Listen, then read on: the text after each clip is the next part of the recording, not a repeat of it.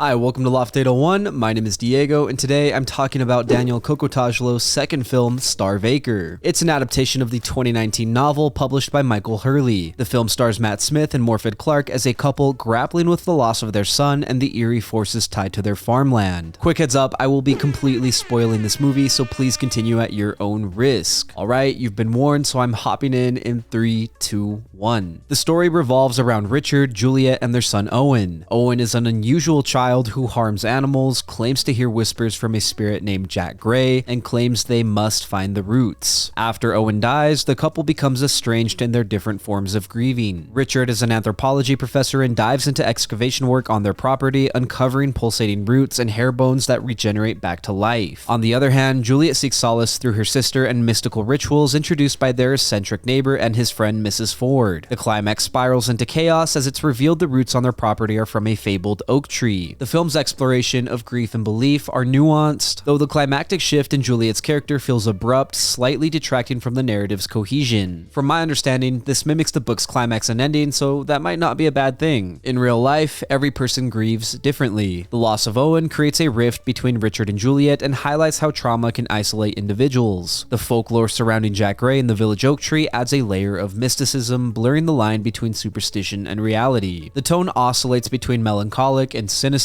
building an unsettling atmosphere that lingers throughout the film. Mattsmith delivers a great performance as Richard. He captures the character's descent from a rational academic to a desperate man afraid to let go of his past. His vulnerability adds depth to his character, like the scene where he confesses his father's abuse to Juliette. Morfyddclark is equally powerful, especially in moments of raw grief and her unsettling embrace of Jack Gray's influence. It's a breath of fresh air from her role in The Rings of Power. Supporting performances from Richard's colleagues Stephen and Juliette's sister Higueros and the enigmatic neighbors Gordon and Mrs. Ford add layers to the story that I will unpack shortly. The cinematography in Starve Acre is one of its stronger assets. The stark, windswept landscapes of rural England are beautifully captured with wide shots that emphasize the isolation of the farm. The use of natural lighting enhances the film's authenticity, while the framing and transitions convey the vastness of both the physical and emotional terrain. One of the standout shots is of the pulsating, bloody roots of the oak tree. They are both grotesque and mesmerizing. Another beautiful shot is of the massive flock of birds flying against the night sky. The natural beauty of the environment and farm reinforce the eerie otherworldliness. The soundtrack was composed by Matthew Herbert and plays an integral role in the tense atmosphere. Like the roots, the music seems to pulsate and heighten the emotional stakes. Bagpipes play during pivotal scenes such as the aftermath of Owen's death, evoking a haunting sense of mourning and tradition. The folk-inspired closing song sung by Richard ties the narrative together with a chilling sense of finality. With a runtime of 1 hour and 38 minutes, I think this movie moves along fast enough to keep you entertained, but slow enough to let you linger with the grieving couple. Some people might think it's too slow, but I think it's a great use of time and direction. Alright, review aside, let's fully unpack this film, starting with the film's context and then its historical context. Richard grew up on the farm with his father Neil. Neil was an extremely abusive man who would often hurt and punish Richard. There were times when he would make Richard strip down and stand outside in the freezing cold, nude until he turned blue. Their neighbor Gordon would also take part in tormenting Richard. The big question is why? As the film explains, the roots underneath the farmland belonged to an oak tree that was once cut down. That oak tree was historically a meeting place where villagers would hang people. The villagers believed this tree was the portal to the spiritual world, also known as the underworld. Slavic people used to believe that the branches of an oak tree were heaven, the trunk in the earthly realm, and the roots were the underworld. In folklore, wood sprites are fairies connected to oak and hawthorn trees, making it fitting that the mystical spirit of Jack Gray fits this tradition. Also in folklore, dandelions were connected to the underworld goddess Hecate and symbolized fertility. In pagan times, the worship of spirits and pagan gods often came with human sacrifice. These sacrifices were offered in exchange for spring blessings and an abundance of crops. In Jack Gray's instance, he would accept 3 sacrifices: a son loved by his father, a man, and a woman. In exchange, he would bless his followers. As humanity became more advanced and civilized, and as Christianity spread, sacrificing humans was viewed as barbaric. Every life is valuable, and considering the agricultural revolution, sacrificing humans was more trouble than it was worth. As their morals and needs evolved, the villagers eventually cut the tree down to seal the portal. However, with the roots underneath the land, Neil and Gordon still believed in Jack Gray's power. They desperately wanted to reap the benefits he could offer them. That is why they beat and tormented Richard. He was supposed to be a sacrifice to Jack. What they soon came to realize is that Jack was picky about the sacrifices he'd accept. Because Neil never loved Richard, Jack did not accept him as a sacrifice. However, Jack saw how much Richard loved his son Owen and began to influence and and manipulate Juliette to willingly let Owen die from an asthma attack. From the start of the film, Jack is slowly pulling the strings to control Richard and Juliette and receive a sacrifice from them. With the death of Owen, step 1 was complete. Some more folklore knowledge: hares are often associated with witchcraft, bad luck, shapeshifting, and fertility. In this movie, the hare is the sinister rebirth of Jack Gray and is symbolic of the rebirth that Richard and Juliette will experience. It undoes its death and fills the hole in each parent's heart. It's interesting that it took the shape of a hare, which is generally viewed as cute. However, the devil and his followers are tricksters and want you to believe they are harmless. They very much fit the wolf in sheep's clothing motif. Remember, dandelions are symbols of fertility, and Gordon reminds the couple 3 sacrifices are needed for the dandelion to bud. To reap the reward, Richard and Juliette complete the sacrifices by killing Stephen and Harry. The couple has been successfully manipulated and transformed from grieving parents to servants of an ancient power. This movie is very similar to the 2021 Lamb movie by A24. I initially didn't like that movie, but it's grown on me, more so after seeing this one.